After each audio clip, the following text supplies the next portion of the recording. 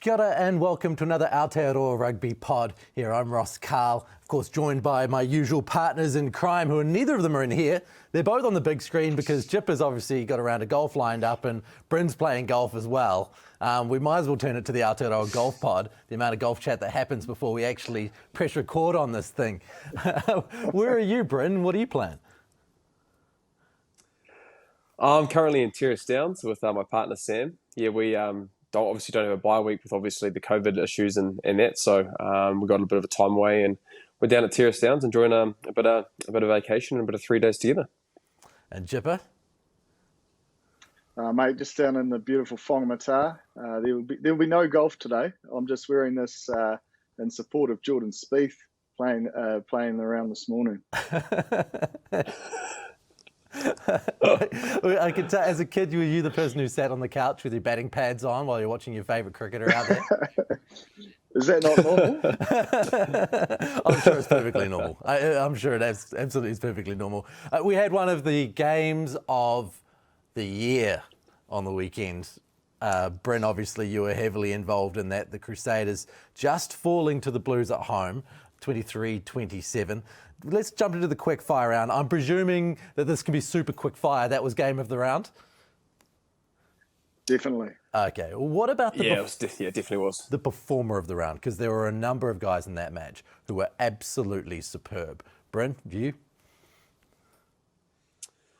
Oh, look, for me, probably Dalton Papali'i was probably my man of the round.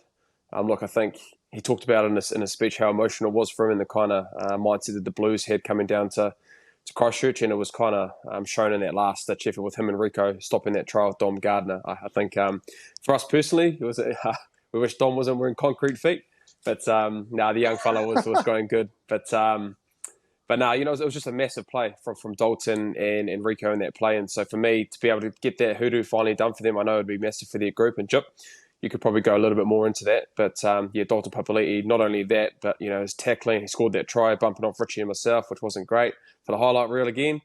But no, look, mate, a massive game for a massive player that needed to do some pretty special things to be able to get that win in Christchurch, which they did on the weekend. How are you with quickfire, Jip? Dalton Papali'i. I think Bryn covered most of it there. He was exceptional. Hey, we might just throw away the quickfire round altogether here and just get into it with Dalton Papali'i. Obviously played superbly, has been incredible in a Blues jersey as a leader. Can he push the All Blacks leader, Sam Cane, out of the 7 jersey come the Island tests? Oh, look, I think, Sam will probably have first rights because he's having one of the best seasons for the Chiefs as well. And that competition for that jersey is bringing the best out of both of them. The one thing Dalton may have the ability is to slip into 6, 7 or 8. Obviously blindside flanker, we've spoken about a few injuries to some key players there. Akira Ioane to still come back. So with good minutes under his belt, there's no doubting his ability to slip into that 6 jersey. But I think Sam Cane, obviously being the captain, will get first crack, and if he performs, no doubt, it'll be pretty tough to get him out of that jersey. Bryn, do you think that they would go for that, those 3 guys starting together, Xavier, Cane and Papali'i, or do you think they'd still very much want a Frizzell-style character in one of those 6, 7, 8 positions?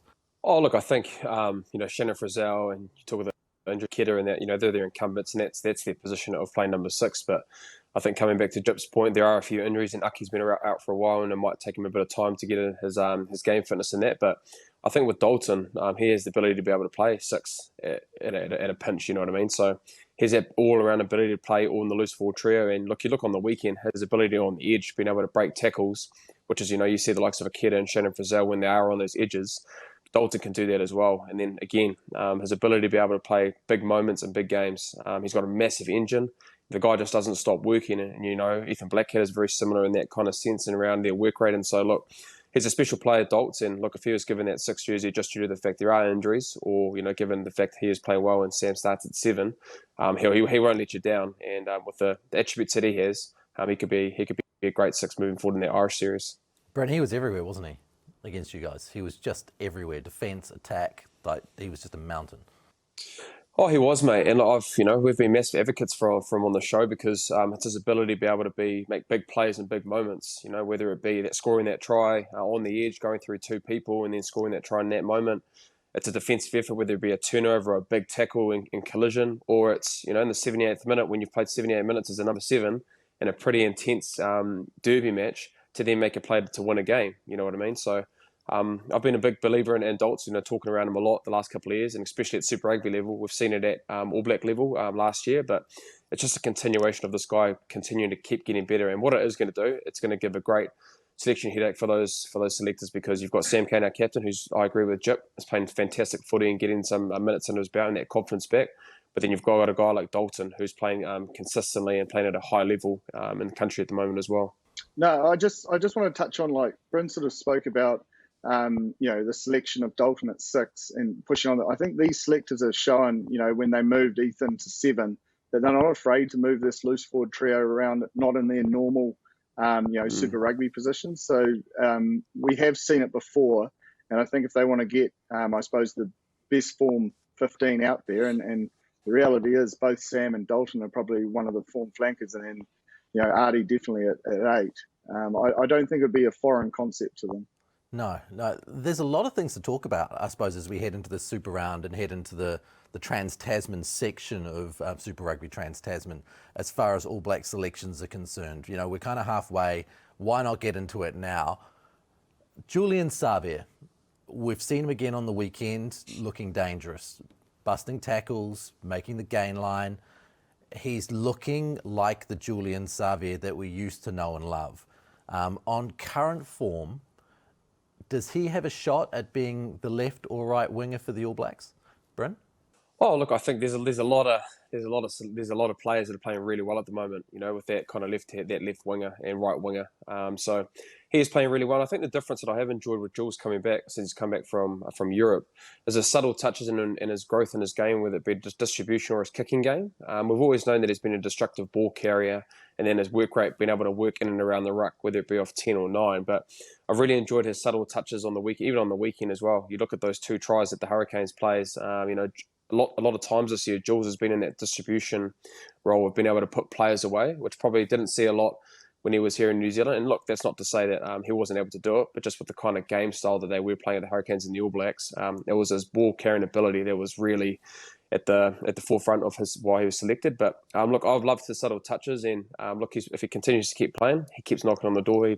He puts himself in with a chance. But I think there are just so many great wingers at the moment that you could see that they might go in a different direction moving forward because they want to probably have a 4 or 5 year plan with new selections coming through. You look at Satoru coming through. You've got Lester Fainganuku.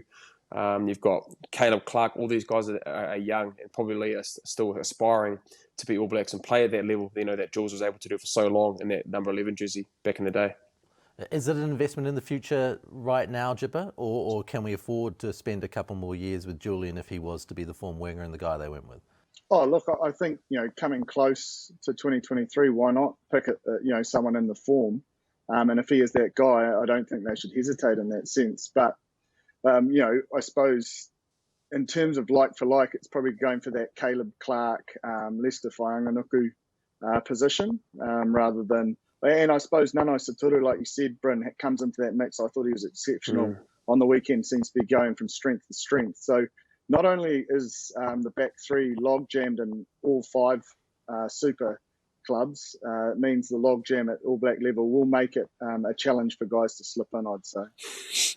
Yeah, and I think that's one of the hard things about this All Black team at the moment is when you look at it across the board, there aren't that many positions that are 100% locked in. I think if you looked in the hooking berth, even the hooking berth not 100% right now, you would have just said Dan Coles and Cody Taylor for years, but now Samasoni Taukeiaho is very much in the mix. Is he a possible starter? Maybe Joe Moody's a lock-in at 1, the locks are locked in, but outside of that, pretty much everywhere out bar Aaron Smith is a question mark about who exactly is going to start in this team. So it's going to be a really interesting chat over the next few weeks in almost every single way. And when you're thinking Clark, Telea, Fainganuku, Reese, Bridge, Rico Ioane, depending on whether they want to use them in the centres, is probably the only one who's locked in if they don't want him in the centres, right? Everybody else is fishing for positions. Would that be fair to say, Bryn?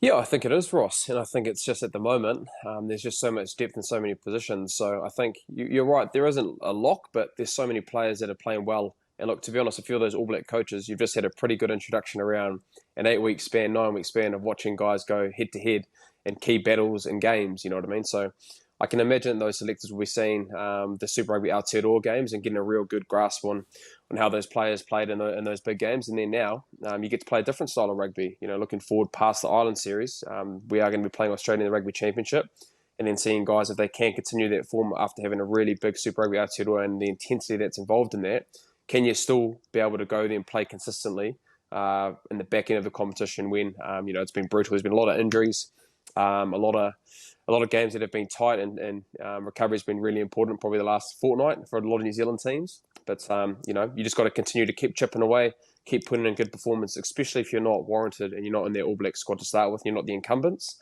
You've got a lot to play for playing in these Trans-Tasman tournaments, this Trans-Tasman part of the year coming up very shortly. Let's lay it on the line then, Jipper. Who would you put at 11 and 14 right now?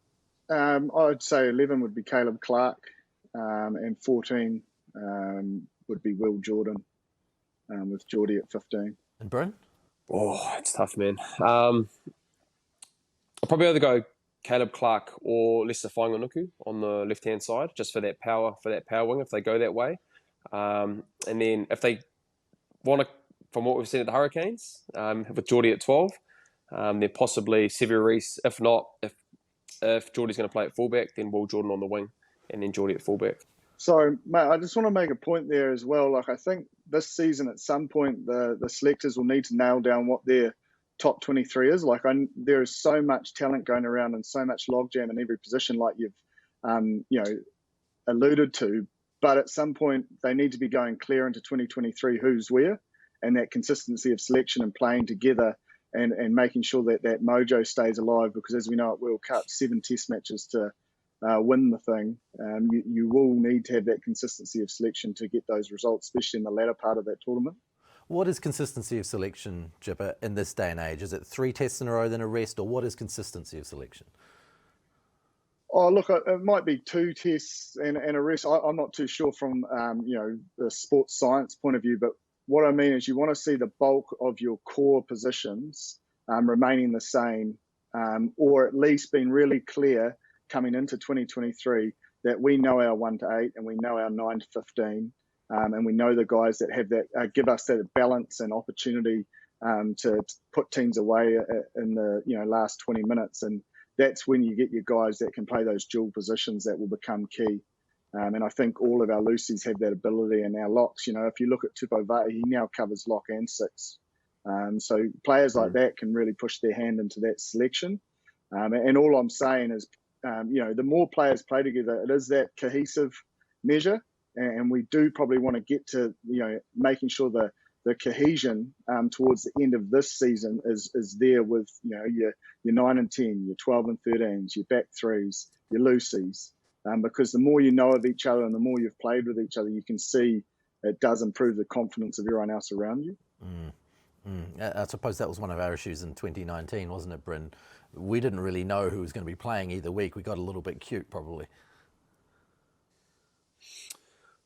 Yeah, well, I guess to a certain extent you're right there, Ross. But there's a lot of, you look at that kind of dual pivot role that we went into, you know what I mean, with obviously putting Richie, who was playing really, really well at Super Rugby form, and then Bodie as well, who was, the 2 previous year, the World Player of the Year. So I think I do agree with Jip, though. It's having that ability to be able to get a clear idea around what that 23 looks like and being able to, give them opportunities to be able to play. And so, even John Kerwin in rugby on the breakdown actually brings up some really good points around the cohesion and being able to have the same team and being able to get the confidence of knowing how each other play. Because, look, a lot of these All Blacks have played a lot together, but a lot of them haven't. So it's been able to play them in meaningful test matches, get an understanding of how they do play, those little idiosyncrasies that you can have together as teammates, And then being able to, when you do come to the Rugby World Cup, you've got the confidence of those selection, that cohesion that Ben Darwin and JK love talking about. We love a Ben Darwin chat, don't we? The midfield is the other one. Anton Leonard-Brown obviously was out on the weekend. Alex Nankerville had a pretty good showing for the Chiefs. The Mr. Fix-It there, doesn't he? Just comes in, does the job.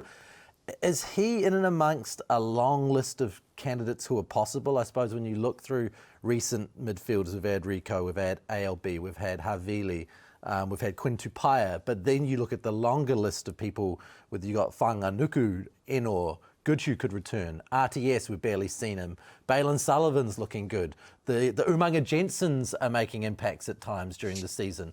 You know, it's really hard. Where would you go, Jipper, just to start with, I suppose, and then who are the options that you would add on top? Yeah, look, I mean, I think you've named most of them there, and I think the key for the selectors in this is sort of what Bryn alluded to before, is how they perform in the big games, because that's what, you know, Test match footy is a level above those big clashes between, you know, two New Zealand sides. So it'll be how they performed, how they fronted up and delivered on the big occasion, because that gives you the confidence and belief that, okay, they're ready for the next step, you know, rather than, you know, having, you know, outstanding performances when your team wins by 50 or 60. So is Alex Nankerville in that equation, do you think, Bryn? Oh, look, I think he's played well. You know, this has been a long time. Look, I don't know how many times we've talked about him on the show, and he consistently, like you said, Ross, Mr. Fix-It, whether it be at 12, 13, on the wing, you know, he could probably play fullback and probably do the job for the Chiefs with how he is, you know. So, but he's been doing it for a long time. He's done it at Mitre 10 Cup level, and he's actually performed at international level at the New Zealand, when he's played for New Zealand Māoris. He's been a really big part of our series around winning series, with the fact of how well he's played at 12 or 13 in our environment. And so, and you talk around, they'll probably have a clear idea around who their three midfielders are, who they're going to probably select. But then that kind of fourth or fifth midfielder that they might have in that squad, you've got to be able to have that versatility around playing 12 and 13, and Alex can do that. And like we've seen with the Chiefs, it's probably at a pinch, him playing on the wing. But look, he can play those kind of 12 and 13, which I probably think you're going to need to get into an All Black environment. A guy like Alex Nankerville, it won't be an out-and-out 12 or 13. You have to have that combination. He can be able to do that, to be able to play 12 and 13 in the midfield. And then how does Geordie put a cat amongst those pigeons, Jipper, with a 12/15? Does that affect the way that the last midfielder who possibly might have been selected could have been selected, and they might drop a midfielder and go with another position as coverage? Yeah, well, it's sort of similar to what's happened with Reeks now, that he can play 13 but also cover the wing, and it does give them the flexibility to sort of pick maybe one more specialist because of his ability to go to multiple places, and Geordie definitely comes into that mix now. I think he's really showing that he's got a real nice natural feel to 12, and we know he's a big body and his game will only develop. But I still think this is probably what I was getting at before, is you want to make it really clear that he's selected as a 15 who can go to 12, or he's selected as a 12 who can go to 15. Don't have any grey, so he can really nail down his first role and then potentially have the ability to go there late in the game, which gives you the ability to adjust your bench when you've got those sorts of players starting in different positions. It kind of sounds like having too much utility value is almost a hindrance. Like, it makes it even more difficult to select these teams. It can do, because sometimes you want to have that flexibility, but when guys like a Geordie can play world class at 15, and you know, I think we're starting to see that he may have the ability to do that at 12 at international level. It potentially, you're not looking for another versatile player. You're probably looking for a specialist, like a Quinn Tupaia who plays 12, you know, something like that. But you know, it doesn't mean Nankerville's out of the race either, because his versatility may plug up another hole. And that, I mean, that's just where we might not know as punters that talk about it, but you know, I'm sure the selectors will have a pretty clear gauge of what the 23 will look like at the end of the season going into 2023. What I do know is, after watching the Crusaders play on the weekend and seeing Richie Mo'unga almost back to everything that we've wanted to see from him this season, that 10 jersey once again is going to be a question. Because if you'd asked me last week, I would have said hands down it's Beauden Barrett. ask me this week, and I'm like, oh, I don't know, which way are we going? Bryn, it was quite impressive to see Richie back for you guys playing the way he was. Yeah, it was, mate. Look, he was massive for us. He had some big moments in that game, which we've been accustomed to seeing over the years. I think a big moment in that game. The Blues probably had a foothold on us. Pretty early on in that first 50 minutes, and then being able to get that 50-22 kind of made us get that kind of momentum back and swing into things. And then early on as well, being able to set up Will Jordan early on, and Finlay Christie comes across and makes a great cover tackle. But look, Richie's got back into a bit of form, which I think is great for us personally as Crusaders, but I think for All Black Rugby as well, because for 3-4 years he's been the best player in Super Rugby, arguably. And so it was great to see him get a few touches and a few good things there on the weekend. It's probably going to hopefully set him up for the moving forward for the Trans-Tasman, and then maybe players if we make the playoffs as well. Yeah, well, I think we've got plenty of time to get into that debate, don't we? We'll probably leave it a few more weeks until we see a bit more consistency. But from the weekend, we talked last week about, are the Blues now the team to beat? The answer was probably not until they've beaten the Crusaders in the most part. Now they've beaten the Crusaders. We head to the Trans-Tasman. Is it their competition to lose, Jipper? Oh, look, there's still a couple of derbies to go, but they've put themselves in a really good position. And I certainly know the group's really hungry to make sure that they, keep that level of intensity that they showed down in Christchurch in every fixture. So they, have the ability to put teams away, or they have the ability to fight out tight wins like we saw on the Saturday, but consistently turning up and delivering that. But I definitely think they've put their name on the map. In line with the Crusaders, I think you'd be silly to ever count a Crusaders team out. A couple of cards, and they were right there in the mix to steal that game late. So I think they're probably on par. And I also don't think we should forget about the Chiefs, because they're testing a lot of depth and still showing a hell of a lot of, hot form, especially on the attacking side of the game. Bryn, having played against the Blues, what are they doing better than everybody else is doing that you've played against this year? Well, I just look at the example on the weekend. Like you said, Jip, we had a red card and a yellow card, and they were able to score points within those moments and being able to get that kind of lead and hold on. I think as well defensively, a lot of those times, man, they were able to just slow down our ball a little bit and had a really good defensive line, which we've talked about a lot around how good their defense has been, and their scramble defense. That's when you can see a team that's going really successful when they show a lot of care and a lot of want and desire and resilience. And we've talked about it with Dalton Papali'i and Rico making that final play. We're seeing those kind of pitches a lot more with this Blues team, and that's just due to the fact with Liam McDonald and their coaching staff and what they're instilling into their players. And then a lot of those players that are playing now have been in that winning environment, winning the Trans-Tasman last year, and then being able to get results like they have on the weekend. And they're winning those close games, which you probably say 3 or 4 years ago they weren't winning them. But now you're more so thinking that the Blues are going to win these kind of tight games just with the fact of how they've been playing and the momentum that they're getting from winning these close derbies probably the last 12 to 24 months. I just want to add on that, Ross. I think they're going to change from being, I suppose, the hunter to the hunted, and that's a big mindset shift for teams. Especially when your back's against the wall and no one's giving you a chance. Man, that can give you fire in the belly and give you a real sharp focus of wanting to prove people wrong. But now, they've done that by winning down in Christchurch first time in 18 years. So there will be a mindset shift in terms of how they're seen now by other teams, which, they'll step up and deliver to, or, they won't, and that back against the wall from the other teams may come through as well. So I think that'll be a key, that mental game and that mental prep. It's not a physical thing. It'll be around that mental edge and having that competitive edge during the week to bring the right mindset to every fixture, and that shift from being the hunter to the hunted is quite significant. You mentioned the red card just before and how the Blues, went in and got their points when the Reds and the Yellows came and took their opportunities.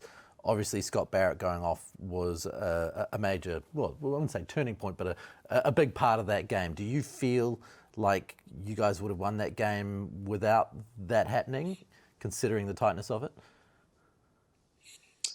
Oh, look, I think it's hard to to kind of get a gauge on that, because look, it happened. And I think for us, whether, Scott was sent off or not, if you look when he got sent off, probably our last 20 minutes of that game, that's where we played our best footy. That's where we put the Blues under the most amount of pressure. So, look, I think if the red card doesn't happen, then it makes it a lot easier. But if anything, we had our opportunities to be able to win that game. And in the last, you look at the last 3-4 minutes, we were down in the Blues zone. There's Dom Gardner's example where we could have scored that try and won the game. But, we just, unfortunately, the Blues did really well in that kind of period of when we had David Havili sent off. And then when Scooter was off, they scored their points and did really well, being able to capitalise on our mistakes of that ill discipline. So, look, I think for us, Ross, no, we don't use that as an excuse. We had our opportunities in the last part of that game to get that job done, and I guess for us, it's been able to put ourselves not in those positions again of having 13, 14 men on the field, because look, when you're playing against a Blues team like that, it's hard enough winning with 15 people.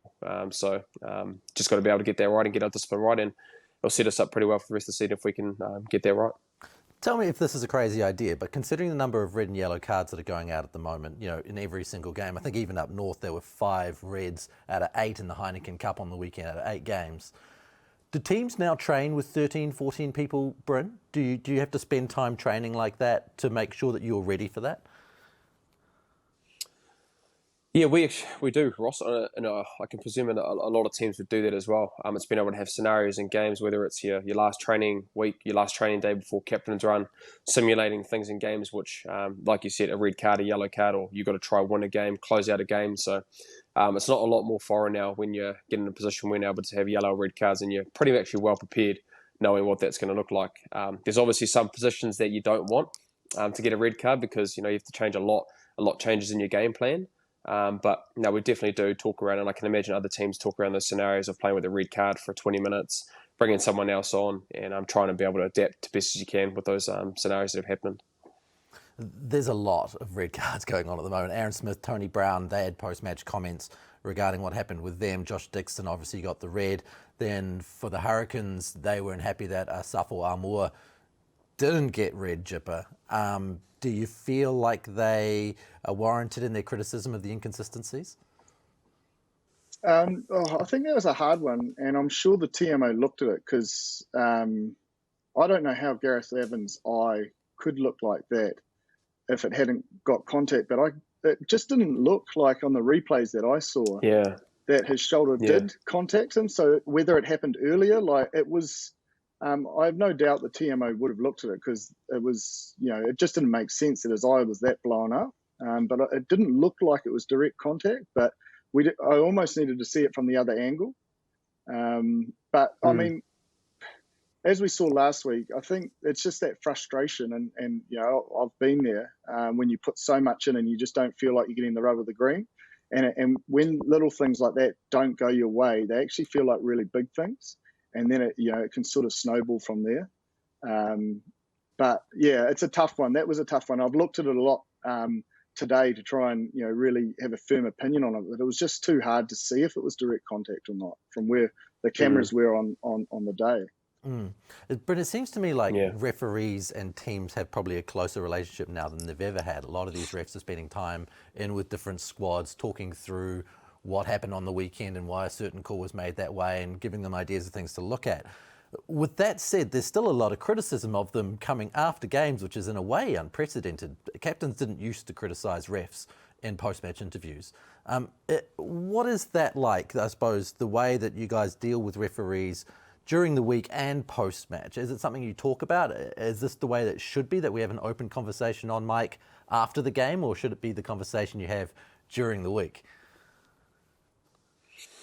Oh, look, I think first and foremost, Ross, I think pressure and the kind of situation of how you're seasoning dictates some of those things. And look, I think if you look at, Aaron, what Jip said around putting how much care and how much effort you put in with these games, and you're just losing by fine margins, sometimes it can be just seen as a really big thing. And you look at Artie as well, in the previous week when you played us against when you played the Crusaders, small little moments in games when, the difference between winning a game and getting your season back on track, to then being able to fall in a bit of a slump where you're not winning those kind of games is really tough. And so as players, it's really tough because we care. We're emotional. We want to win for our team, and we put so much effort in to be able to try and get it right. You want to get the result, and so I think for us as well, we try and get an understanding around what the refs are. Look, the refs are human.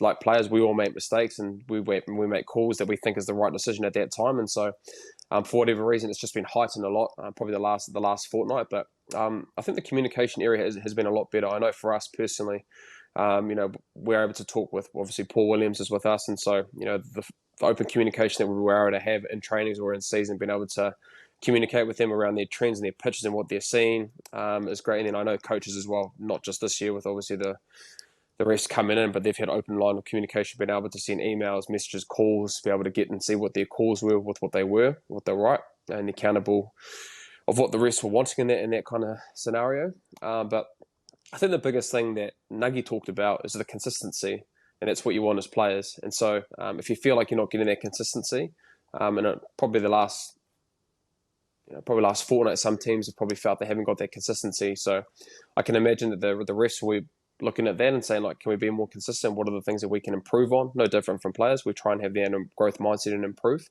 And so I just hope, that the refs are going to be able to continue to keep doing that, because I know they're trying and they're not doing it on purpose.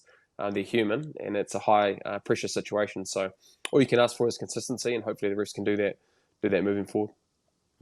The balance is an interesting part of that, though, isn't it? Because in order to consistently see every contact and every possible contact that could be illegal, you have to then slow the game right down, Jipper. You're going upstairs for even more stuff, and the ref's call scenario, or captain's call scenario comes back into play. No, because I think we've sort of made it clear we're trying to speed the game up, improve the product, because at the end of the day, we want people turning up to stadiums and watching it, around the world and on Sky here in New Zealand. So I think the balance is there. The TMO has a role around all that, but, we're talking one mistake, maybe two, if you use the Hurricanes Crusaders, out of how many calls get made in one game. And that's what I was sort of alluding to before, is they feel like such big things when you can't get that win, and you just feel like nothing's going your way. And you heard Aaron say, we're not getting the rub of the green. And it does feel like that. He's not making that up. He does feel like that. But if he had won, he probably wouldn't have, felt that way. It's just so hard. The tension's starting to rise. The amount of rounds are in now, making the 8, where they can position themselves, home final, not a home final. Those sorts of things start mounting on leaders in environments that are struggling. And as I said, I couldn't see it either way. So I actually understand why Aaron was frustrated, and he's got a job to do to probably challenge the ref. But I don't think we want to get in a habit of challenging refs, on the mic straight away before you've, had that time to probably just de-rev a little bit and have a I suppose a constructive conversation at some stage. From a strictly viewer's point of view, it adds drama. But from a rugby point of view, it doesn't seem to necessarily be the most positive way forward. In saying that, if rugby's got people talking about rugby, and if there's drama there and people are tuning in for the drama, and it becomes more of a soap opera, we've seen with Drive to Survive and products like that, when you turn the sport into a soap opera, everyone's turning up to watch. So we kind of have to embrace it to some degree, don't we, Jipper? Yes and no. I think you've got to stick true to the traditional values of the game of rugby, and the ethos that's been built over hundreds of years of playing this game, and just get the balance right. But I agree, those Drive to Survives do get eyes on them. Speaking from experience myself, I never really watched F1 until that series started, and it created interest, and there certainly is drama. But yeah, I think we'll just have to be careful to get that balance right. One of my favourite dramatic things every weekend is watching a Tene Nanai break someone's ankles. He is absolutely superb on the step. Is he the best stepper right now, Bryn? Period in Super Rugby? Oh, I think so. I think whether it be his left foot or his right foot, his left foot goes pretty good. I've been a couple of times he set me down on my butt right really well with how he steps. So, but yeah, it's his ability to be able to whether it be a left foot step, it's a goose step, and he's also got a lot of speed. So whether you think he's going to do a left foot step or a right foot step, he can then do a goose step to be able to go on the outside of you and make you look silly. So look, he's in a rich reign of form, and I think for me, I wrote down on my notes, it was the Nank and Satoru show in that Chiefs game. With to be able to that chip and chase that he gave for Nank to be able to score in that 55th minute was probably the icing of that game against Moana Pacifica. But look, mate, he's a special talent. We've seen it at the Sevens for a long time. His time at St Kitts. Now it's just great to see him with a bit more time. He's doing it at Super Rugby level for the Chiefs. I suppose that's one of the interesting things when he came out of St Kitts. In the same way, we'll talk about Suliasi Vunivalu soon. When he came out of St Kitts too, there was all of this stuff said. And then there's a delay, isn't there? You've got to wait for a guy like Atena Nano Saturo coming out as an 18-year-old, courted by the Warriors as well, etc., to really hit his strap. So it seems like we've been waiting a lifetime for a guy who's 21, 22 to show us what he's about, Jipper. Yeah, but I think you got to understand his journey is like crossing over from 7s to 15s isn't always an easy thing to do. And I think he stayed in the 15s game for about 2 straight seasons now. He's performed extremely well for counties, and now he's seen that form at Super Rugby. But it also shows you the step up in standard of Super Rugby. It's not that easy to just turn up and play well. It does take some time to get some runs on the board to start expressing yourself like he's doing so at the moment. But he looks fantastic. Like you said, I think he steps raindrops in the spare time. He's that good at it. But there is that finesse to his game. Like he's not a one-stop shop. Like that little chip kick. That's a big play, and it's a selfless play. It wasn't for himself. It was for his teammate to get the 5 points. And I think that's where we're starting to see real growth in his game, and that's why he's getting those rewards at Super Rugby. What else does he need, Bryn, in order to be in that top echelon? We were talking earlier about left wing options for the All Blacks. What else does he need to have on top of those things we just talked about? Oh, look, I think it's just consistency and being able to do it for a long period of time, So you look at the likes of Lester Whainganuku, who last year had a really great season and then has been able to come forward this year and continue their hot form. Because just with how competitive that back three is with the All Blacks, you've just got to be able to do it at a high level. And for the fact that he played a lot of those Super Rugby Aotearoa games and played really, really well, it's just a continuation for a guy like that to be able to keep putting in good performances, keep notching them on the belt, keep ticking them, keep playing well for a long period of time. And then, there might be an injury within the season, or there might be a couple injuries, and then you start getting yourself into those kind of talks. But look, he's been in a great return of form. And I think that's a really good point that you brought up around that 7s and going back to 15s. It's really tough. It's a lot more. There's a lot more decision making that you need to make on the wing. You look defensively. In the line-outs, off line-out mauls, off line-out drives, just in general play structure. There's a lot of decisions that you need to make as a winger that you don't probably make in 7s. So the more that he gets to be able to put himself in those situations, those games, those type of plays in games, it's just going to continue to keep getting better, and we'll see a better version of Satoru moving forward. Suliasi Vunivalu, he was back on the weekend for the Reds. I mean, he's had some rumours about him heading off to league again. Will he stay? Won't he stay? He's been in rugby for a couple of years now. Did you get a chance to watch him on the weekend, Jipper? And do you think this guy's progressing to the point where he'll be a Wallabies fixture this year? Yeah, look, I think it's a hard one because he just hasn't played much rugby, if I'm honest. We saw a little bit of him last year, and I remember that Highlanders game. A couple of those sort of. Here's that point of difference of that aerial game and actually being able to have that sort of league style try. And that was something that Matt Duffy took real advantage of when he came and transitioned to rugby. And that was his point of difference. And when you have a point of difference that other people don't have, then from a selector's point of view, it's good to have in your arsenal, in your squad. And the other thing I'd say about Vunivalu is his skill set doesn't disappear. He just needs, sort of like we're talking about with Nano Satoru, he needs a number of games on the bounce because he's still, transitioning back to rugby. And I know he played a lot at school, but it's whether he wants to hang in there and finish the transition and push for a Wallabies case, or he goes back to the Rabbitohs, which, is the hot rumour at the moment.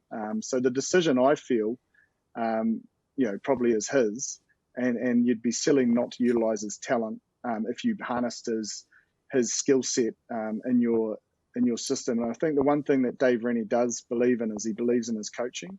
And if he's of good character and he's ticking all those boxes, then he certainly will be in the mix. It would be incredibly sad for Bryn to leave now. Like he hasn't made his mark yet. It's leaving before he's even started. As Australian fans, and I think even as Kiwi fans, with him being at St Kitts all his time and came up through the school ranks, dominating at that level, we just haven't seen enough of him. So I'd like to think hopefully he can stick at it, because I know, look, there'll be that many NRL offers that'll be given to him that it's an easy option for him to go back. He's not like he's going to struggle to get a contract with what he did in the 13-man game. But for me personally, with the potential that he has and what he can bring to that Australian team and be that point of difference, whether it be aerially, I know the amount of times when we previewed the Reds last year when he was selected in the wing, the amount of preview that we had to try put on to be able to stop him with the high ball. And you look at the Northern Hemisphere teams and sometimes the way that they play with their kicking games, he's a guy that can be great in there and being able to win those 50-50 balls, whether it be defensively or on attack. So like Satoro, it's that consistency of being able to play consistent rugby. And so we probably just haven't seen the best of Vunivalu, but hopefully he can stick at it. And then with Brad Thorne and the Reds, he can continue to play good rugby, and then that'll flow on to the 2023 World Cup, hopefully, that he's selected through the consistency and playing more rugby. Well, why don't we talk Brad Thorne then, as soon as you bring him up? Brad Thorne has been under a little bit of heat. I think there was some media article over in Australia that said that he wasn't a team player, he wasn't too involved in the overall high-performance system and wasn't buying into it. He's snapped back and said, well, this is a nameless article. There's no one, the quote is a protected source. Who do I know who I'm talking to? What do they know about me? And he's been defended by the Reds and defended by Australian rugby. Do you think, Jipper, that Brad Thorne is on his way to being Wallabies coach? Or do you think these kind of criticisms are authentic? Look, I think it's pretty tough to challenge Brad if he's saying that there's no, truth to it. He's of very strong character and strong standards, so I'd back him if that's what he's saying. And the other thing about Brad is there's, I suppose, the reality of runs on the board. Yeah, they haven't had a lot of success like all Australian sides against New Zealand, but they won Super Rugby AU from a really tough position, a gritty position, and I suppose they won the style of their coach, the way he played. So I think he'll warrant being in the discussion. But again, sort of like Vunivalu, like Dave Rennie just hasn't had that much time in the saddle to be starting the talk about who his successor is going to be. I think they'd want to see a lot more success at Wallabies level before moving on from him. Yeah, absolutely. And with that kind of chat, you could possibly get yourself an assistant coaching role sometime soon with Dave. He must have stopped listening to the pod, mate. I'm just not having the ability to get through to him. But Brad Thorne does seem, there's Dan McKellar, but Brad Thorne does seem like the obvious heir apparent if we were going to say in 8 years' time that Dave Rennie was to leave Bryn.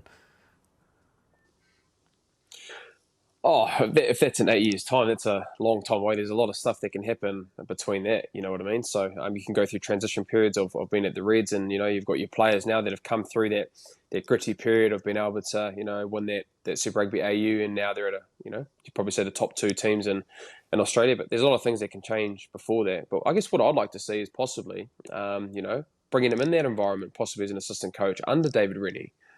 Because, look, he does have a lot of character, and he's got a high character. He's well respected over on this side of the Tasman as he is over in Australia. I think anytime you can bring that kind of character or kind of person to an environment, it can only uplift your group. But whether he would want to go into an assistant coaching role under David Rennie, but just speaking from afar, it'd be pretty good to see those two be able to work together, especially with how they are as men and people. I think they could get the best out of Australia even post the Rugby World Cup if those two work together. What about the other way around? We let Dave Rennie go over there. Should New Zealand Rugby be looking at Brad Thorne, an All Black World Cup winner? We might be Australian at the moment, but he's New Zealand at other times. Should we be thinking about bringing a guy like him back to New Zealand and adding him into a roster over there? Are we being short-sighted by letting him exist in the Australian sphere, Chipper? Oh, look, I think Brad's a fairly strong-minded character. And if he's come out and said he wants to coach Australia, that's where he'll be setting his goals. And he's really progressed a lot of young players. So we'd certainly, if he wanted to come back to New Zealand, we'd be silly not to, take him up on that.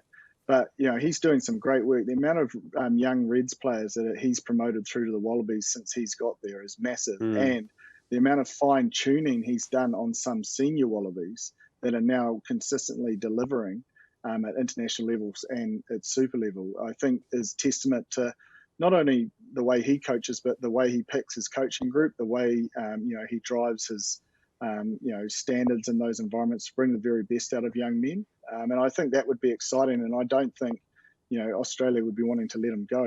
And I also don't think New Zealand would be short-sighted enough not to, have a discussion with him. But I think we know that the logjam of coaching for the All Blacks or other teams is jam-packed over here at the moment. So, adding him to mix may just, be more confusing than finding the solution.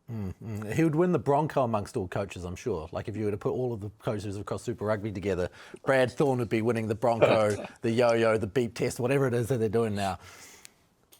Mate, I tell you what, Leon McDonald would challenge you on that, and probably Razor would too. No, they'd back themselves. I mean, if Tana Umaga was still about, he's as lean as anything. He'd give it a good nudge. Yeah, Brad Thorne is a sicko. I remember watching him at an All Blacks training years ago, and they were doing, I think it was the yo-yo test, which is like the beep test, but you start later on in the number count, right? And he was still going, and these All Blacks were dropping out, and he was smiling. He was smiling as he was getting up into the high numbers, and all his teammates had gone, and he was still going, and he was smiling, and he was like 100 years old at that point. It was quite incredible to watch. His team, the Reds, up against the Rebels on the weekend, Bryn Hall's Rebels, 36-32 win. Did that come down to the Reds going well, Bryn, or are your Rebels still on the rise? Oh, look, I think they're the most improved team, the Rebels. And look, they restored a pretty gritty performance, I think. A lot of that game, actually, the Reds probably, they were against the run kind of tries. Like, I think, their first try, it was off a turnover. Their number 7 makes a really good turnover and then goes the full length of the field. And then there's an intercept to make it 22-10. And then they got themselves in a really good position. It was 25-24 in the 62nd minute. And then just from that, the Reds probably went up another gear and scored 2 tries to be able to make it a little bit more comfortable, even though the Rebels were scoring in the back end of that game. But look, at the same time, you probably say, look, the Reds probably should have done it. You'd like to think hopefully would have iced that game and done it a little bit better. But it just shows the improvement that the Rebels are showing at the moment and been able to really grit out performances. Probably think of the first part of the year, they probably don't get a performance like that where they show grit and they fight really hard to get back in the game to lead the game after a tough early start, and then the Reds been able to come over and finish it off. So, look, I think the Rebels are the most performed team in the comp, and we've got them in Super Rugby round in Melbourne, and it's going to be a very interesting game. But no, they are my most improved team. The Rebels, you are my most improved team for the year so far. Absolutely. Removed from the dartboard. You're still on the dartboard, mate. You're still on the dartboard. There's no way you're getting off that dartboard. hopefully just one dart, not just 3 darts now, hopefully. It's probably a good chance now to talk about our dream team. So if you haven't caught what's going on with the dream team with RugbyPass.com, please tune into RugbyPass.com, go in there and look up the dream team. Each week you get to select your Form 15 of the week. And if you get the Form 15 closest to the overall pick that everyone's made, then you can win a prize. Our prize winner this week is Kevin Thompson. You get a subscription to Rugby Pass. If you get to the end of the year and you are the most consistent, you get a chance to come on this show and tell us what's up. So, guys, Jipper, starting with you, what does your Form 15 look like this week? There's a number of changes, actually, and quite a tough team to pick because so many players played well over the weekend. But I went with the 2 Highlanders bookends at 1 and 3, Ainsley and de Groot. Their scrum set piece, kept them within a sniff, being able to march teams for penalties, and Marty Banks obviously picking up 3s throughout the game. So those boys did the work up front. Kurt Eklund, I thought he was huge for the Blues in the hooker role and scored a crucial try, which wasn't as easy as you think when you're coming off the back there. So he was great. Went Romano, I think going back home, that was a big game for him, and he got through his work, and thought Tupou Va'i was awesome as well in that locking department. I went Gareth Evans, late change into the 6th jersey on game day. So, he was great around the breakdown and, pilfering ball and giving them, that chance, I suppose, towards the end. And 8, I've gone your man, Luke Jacobson. Yes. Good to see him back and starting. He was outstanding. And obviously Dalton at 7 being the player of the week.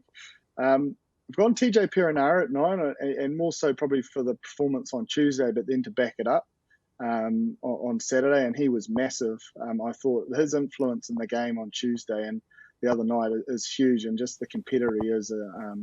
I just really enjoyed watching him. It was a really one to pick, obviously with Christie going really well as well. Bodie at 10, Geordie at 12, Rico at 13. I think they probably just picked themselves. Etidi Nanai Saturo at 11, Julian at 14, and Stephen Perafeta at 15. Wow, no Will Jordan. Tough to pick. Yeah. I just like Stevie's role, mate, in a big occasion. Mine's pretty similar, actually, especially with the forward pack. I've gone De Groot at 1. I've gone Eklund at 2. I've gone Uffa. I thought Uffa played fantastic on the weekend. Some great ball carries through the middle of the ruck and defensively, he was his dominant self. So I've gone Luke Romano, the big bear. I know that would have been a great one for him to be able to get that result. So I've gone him. I've gone Tupou Vai, but a special mention to Matt Phillip from the Rebels. I thought he was great on the weekend, and I thought he actually played really well for them. I've gone Evans as well. Dalton at 7. Notable mention for McFreight from the Reds. He's a guy to watch, man. I've been really impressed with how he plays. He's quick, nippy, and actually had 3 turnovers in that win on the weekend against the Rebels. I've gone Jacobson as well. Notable mention for Ardy. I've actually gone Finlay Christie for 9. Notable mention for Tate McDermott for the Reds as well, who I thought was good for them on the weekend as well. I've actually gone Richie at 10. I thought just with the way he played on the weekend and the moments that he had was tight between him and Bodie. You could have gone either, but I went Richie on the weekend. I've gone Sotoro at 11. I've gone Nankiville at 12. I've gone Rico at 13. Notable mention for Hunter Paisami as well, who's playing really good rugby and is really close to being in my form 15 the last couple of weeks. I've gone Severis at 14 for his 2 tries, and I've gone Will Jordan, who was outstanding on the weekend as well. There's a chance to put some more notable mentions to Rebels players in there, Bryn, if you really wanted to. Nah, mate, it's hard to make my team. And Matt Phillip, mate, he was a notable mention. He played well on the weekend.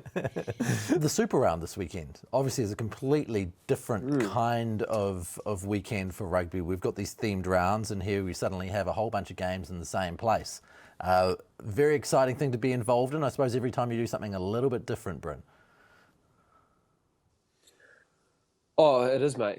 And I think any time that we get to tour as well as a team, look, we love touring. And with COVID, probably the last 2 years, it's been, even though last year we were able to, it's always been the fears of it not happening, especially this year. We didn't think that we were going to go over with obviously Omicron and all that involved. And I guess for the fact of fans being able to look at that Super Round and being able to have X amount of games of different teams, different countries, and playing those games, it's going to be an awesome round. And I know for us personally, we're really looking forward to be able to go over Melbourne, not only just Melbourne, but the other states and in other places in Australia. We've got a lot of support over there that we always travel well, and we always are well supported. So I know for us as players, we're looking forward to it. And I know the Super Round, it's going to be an awesome event, and hopefully people can come along and watch a great spectacle of rugby. Jipper, you're going over there as well in your capacity as part of the Players Association. What are you guys trying to achieve during that Super Round? Yeah, look, we're just connecting up with obviously RA and Rupa over there, and focusing on looking at this season's Super Rugby and getting a review on that, and obviously planning to 2023 and how we can get bums back on seat and eyes on our game. And like Bryn said, I think there's no better way to kick it off with the Super Round. And you always see good crowds at NRL, Big Bash, AFL. So I hope the fans come out in numbers, because it'll be a great spectacle and a fantastic 6 games. Actually 7 games. The Super W finals on as well. So that'll be exciting to watch. Cool. It's cool that you guys are coming together and starting to think about ways to evolve and continue to make this product be everything that it can be. I suppose one of the things that I was hoping to introduce, and we're going to start it off this week, is a new section that we're going to do on the show. That section will be called Rethinking Rugby. We've come up with a different kind of conversation each week, and it could be kind of just a little thing. We're not looking for silver bullets, because there probably isn't a silver bullet to make everything as good as it can be, but without doing Al Pacino's inch at a time speech from any given Sunday, it's nice to get those little wins across the board that can help build this game. The thing I wanted to introduce this week is names on the back of jerseys. This conversation in my world came from a conversation I had with my father-in-law when we were watching the Waratahs last year, and they have a sponsor on the back of their jersey, Santos. And my father-in-law cracked a dad joke that the 15 Santos brothers were all playing really well tonight. And it made me think about, well, actually, that's probably a good thing to have. And then I've noticed in recent weeks, the Blues posted an idea about it on April Fool's Day. And I don't think it's such a foolish idea. And there have been other people talking about it since. Having players' names on the back of their jerseys is a great chance to market the game, to make it cool like NBA jerseys are, like, all American sports apparel. I think they do it in State of Origin as well, where you can see the name on the back of the jersey. And rugby is missing out on chances to market and sell their brand of players and the ability to just make money when, for instance, Beauden Barrett signs with the Blues. You got a superstar. It's probably the biggest transfer in the history of Super Rugby, from one franchise to the next. And you weren't able to buy a Barrett jersey that day when he signed, when I'm sure that lots of kids would have loved to at least bought a Beauden Barrett Blues t-shirt, at the least. Guys, what do you make of the idea? Starting with you, Bryn. Would you like to have Hall number 9 on the back of your Crusader shirt? Oh, look, man, I'm a big advocate for American sports. And, you look at I think even, you look at Tom Brady and the likes of those players, the really high-end NFL players, the amount of marketable money that they make for their clubs just due to the fact of their tickets, of their jersey sales, is great. And so Jip can probably actually go on to being part of the Rugby Players Association, or what that might look like for us. But I know for us as players, it'd be great to be able to, see that and being able to, have fans that you can see just walking along the street and, they've got your name on their back, and it's, it's really cool to see. And so I'm not too sure if the Rugby Players Association, Jip, and the New Zealand Rugby Union could collaborate and be able to get an idea around if that could be done, because I know that, look, it is, you can make really good money out of it. It's been seen in NFL, baseball, all over in America. And you see it in grounds. You see them, turning their back and putting their favourite players that they've got on the back of their shirts. For us as players, I know I'd really enjoy it. I'd love to see that happen, and so it's something that maybe could happen in the future, hopefully. Jiva? Yeah, well, I mean, I'm a fan of the names, but I'd like the numbers to remain. I wouldn't want to go as far as guys picking their own number, but as you know, I'm a traditionalist, so keeping the fabric of our game throughout its development would be key for me. But yeah, I think it's a great idea. Great, we see it time and time again, as you've both alluded to, with the NBA, NFL. I've bought many a singlet and top to connect with the team or a certain player. So I think it'd be exciting. I know there's been discussions many a time before about it, but it just hasn't transpired. So it's definitely something that we can put into the mixer there, Brynner, as we look to move forward with Super Rugby and our other teams. So what's held it back until now? I'm not too sure, mate. I wasn't part of it, but I know it's been discussed. Yeah. So there is the ability in the collective to do it. It's just how it all sort of comes out in the wash. So, Bryn, would you like a number of your own, or do you agree with Jip that it should remain 1 through 23?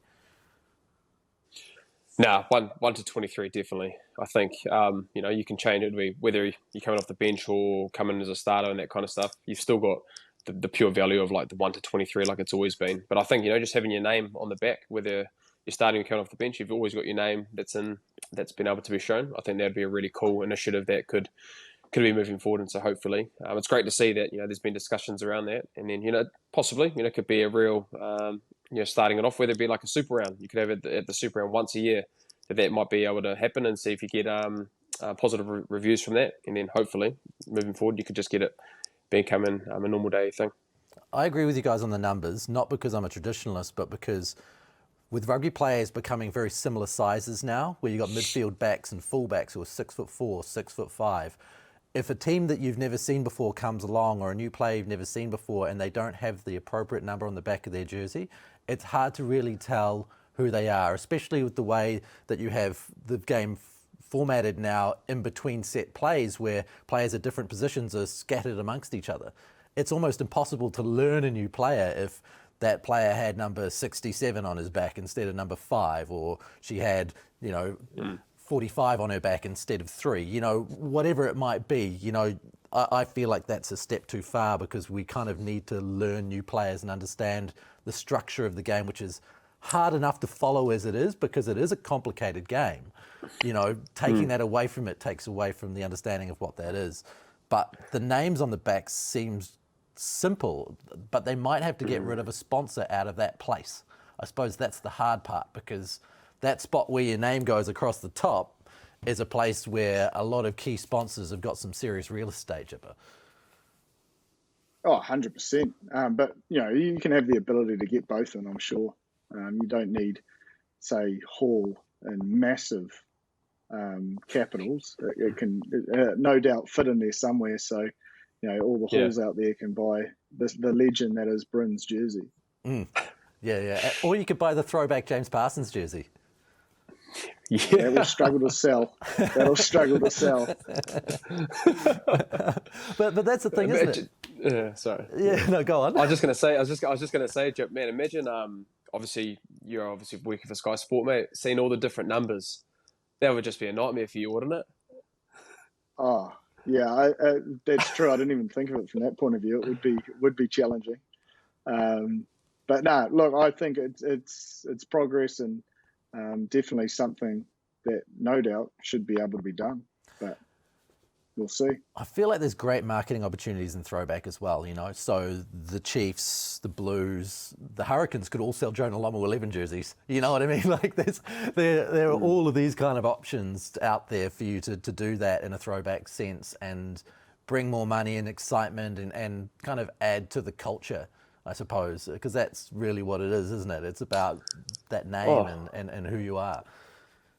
Because I tell you what, I was watching the Warriors yesterday, and it was great to see, because the Warriors do it really, really well. I don't know how many jerseys they have. They've got that many jerseys, but I loved seeing that heritage, that grand final jersey that they wore on the weekend against the Roosters. It's just, again, it's something that you can connect back with the people that have gone. So, you look at the 2002 Warriors team, they can see that, and then the players are able to represent that, knowing what that jersey meant all that time ago. So, and look, there's been even seen on some social media sites, whether it be Legend of Marty Banks or different Instagram handles, been able to see fans that have made heritage jerseys, and I've even seen them as players who are like, man, those are really cool jerseys. We actually wouldn't mind playing in those jerseys for a round or a heritage round or whatever it may be. So I definitely think there is money to be made in that space. Yeah, it would be super cool to be able to do that. There was the Chiefs brought out one a couple of years ago, which kind of was a throwback to their original jersey, and that was really, really cool. My understanding is that it takes some time with Adidas to get them over the line. It takes a year or two to go through the development and get them printed and all those things. So teams have to be pretty organised to get to that point. But I'm sure that if it becomes not a priority, but certainly something as part of their marketing scheme, it could be something that could happen. So there's one problem solved.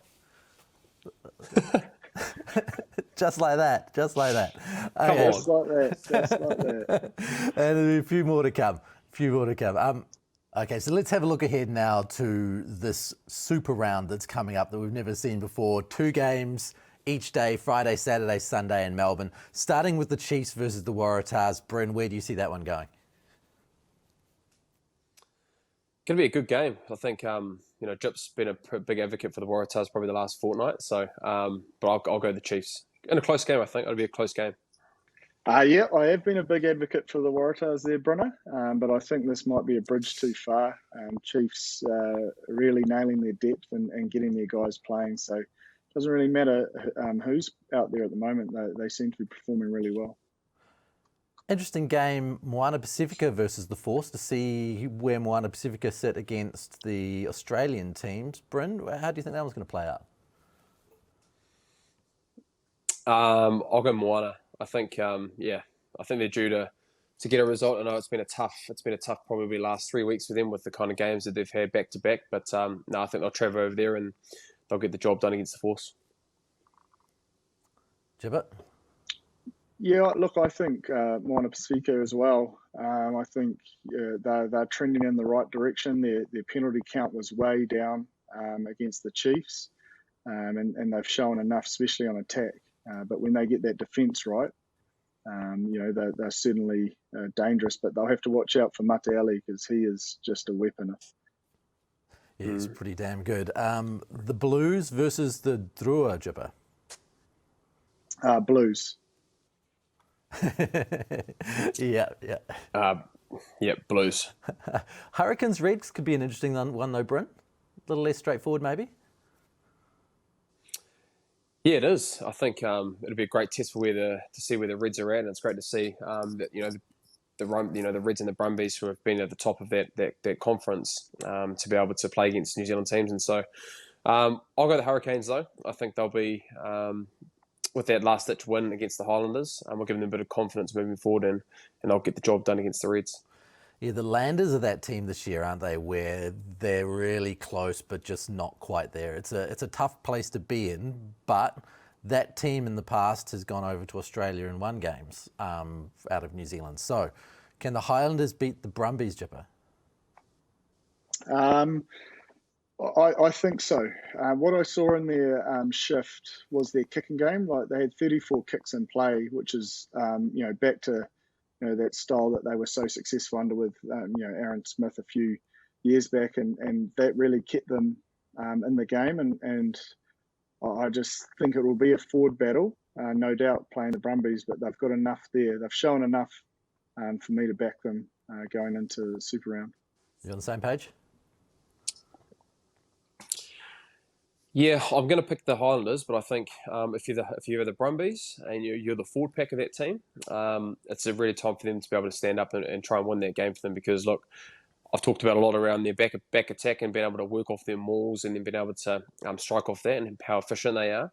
If the Brumbies forwards can do a job on the Highlanders, then the Brumbies have really got a really good chance. But I think the Highlanders, they'll just sniff it out. They'll find a way. And they'll win that one. It'll be a close one. It'll be a really close game. But I'm just picking the Highlanders to sneak through.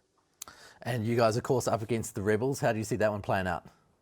I'll be picking us, and hopefully I won't be injured. I reckon Crusaders, and I can just feel a Bryn Hall try. Oh, yeah. Just sense it. Little support line try. Possibly the opening try, really, to stamp his authority. Oh, 100%. Possibly. Running over the top of knows? Maybe. Just tell us if the Rebels joke has gone too far, mate. We're a few weeks into it. It might end up. Hey, mate, you've got to be held accountable. Hey, look, mate, they've done well, and so it's warranted. It's warranted the remarks that I'm getting coming at me hot from both sides of the Tasman. Nice. Well, thank you very much. All the best this weekend, mate. When do you take off? We take off on Thursday. Yeah, we take off on Thursday for our 23 days that we're over in Australia. 23 days in Australia. Are you growing any moustaches or sideburns like you normally do in Africa? Yeah, well, it is a trip for us. And so I think we're actually not allowed to touch. We're not allowed to touch our faces come tomorrow morning. So I'll have to get a very clean shave tonight. So because there will be some facial hairs, and us inside backs, man, we just get done real hard. So I'm not looking forward to seeing what we're going to be doing for us this year. So you have to come in completely clean, do you? No, you don't. You don't have to. But 3 weeks is a long time for some guys, and their beds can obviously get a little bit longer. And so the back seat in our team and our leaders tend to, there's four groups that have different types of facial hairs, and obviously us insides, we tend to get the hard ones, So what was the toughest one? I actually can't tell you what that one was, but yeah, we've had some tough ones. We've had some tough ones over the years, and so I'm pretty sure that'll continue. As a man who sports facial hair all week, you know, you're in a pretty good position, aren't you? Well, I am, but again, we can get done really hard. You know, the worst one, some of the tough ones, like it's all having all the hair under hair. You've got to get rid of everything, and it's just everything that's under there. Some terrible ones as well. So, yeah, we'll see how it goes. You'll see very shortly, Ross, what we'll look like in the next couple of weeks. Good luck. That sounds great. Well, good luck on the trip. Thanks again, Jipper. I presume you're staying clean shaven as ever. Always, mate. Always slick and professional. James Parsons, Bryn Hall, I'm Ross Karl, and this has been the Aotearoa Rugby Pod for another week. Enjoy the rugby this weekend. The Super Round on Sky Sport, of course, all the reaction on rugbypass.com. Mā te wā.